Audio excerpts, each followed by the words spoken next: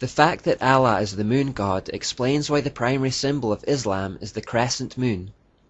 It is also why Muslims fast during the month which begins and ends with the appearance of the crescent moon in the sky.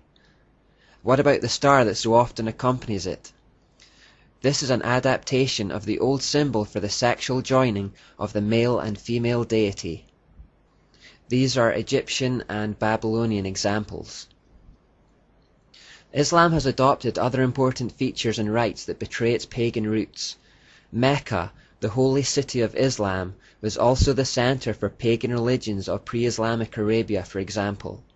At the center of the pagan worship in Mecca was the square stone temple called the Kabah. Following the widespread belief in the powers of magic stones, the famous black stone was embedded in the wall of the Kabah. Such black stones were found in other places in the pagan Middle East and were representative of Saturn. The pagans of pre-Islamic Arabia believed that they needed to bow and pray towards Mecca at set times in the day. Furthermore, they believed that one should make a pilgrimage to worship at the Kaaba at least once in one's lifetime, to process round the Kaaba 7 times and to kiss the black stone. All these rites were continued in Islam.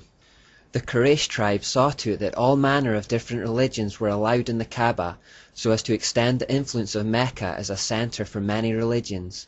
There were about 360 different idols in the Kaaba in addition to an idol of Allah.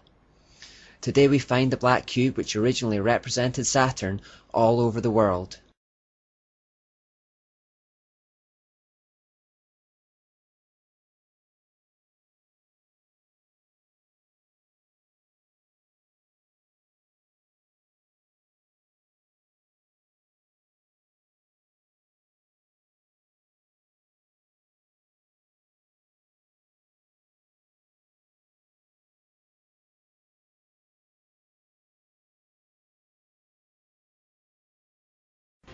Fans of the Transformers movies will know that it portrays the cube as the source of all life.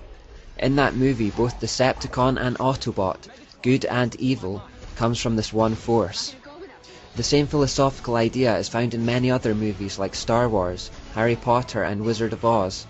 A key trait of occultism is the idea that behind both the sun and moon, light male and dark female is one source. The force itself is neutral, but can be used for good or evil. Incidentally, you'll also notice a lot of pyramids and sun symbols in the second movie in particular. The third installment, which is called The Dark of the Moon, is out in the summer of 2011, so keep an eye out for symbolism and hidden messages if you watch it. Muhammad removed the idols from the Kaaba, but nobody knows, however, what's left inside. No one really knows what they're worshipping towards when they face it. Questions about this would be sacrilege for a Muslim to ask, since Islam, like Catholicism, does not encourage freedom of inquiry or conscience. Just before we move on from this short exploration of Islam, I want to make it clear that when this series is titled Know Your Enemy, it does not refer to any human being or group of human beings. Christians are to have no human enemies and are commanded by Jesus to love even those who hate us. The enemy referred to in the title is a spiritual one.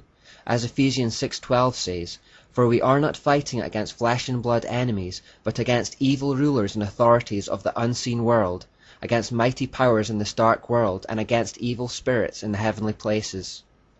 Referring back to part 2 of this study, our fight is against the king of Tyre, not the princes of Tyre. We are to love Muslims and Catholics and anyone else for that matter, but wage spiritual war against Satan and his hordes who would seek to enslave and destroy humanity.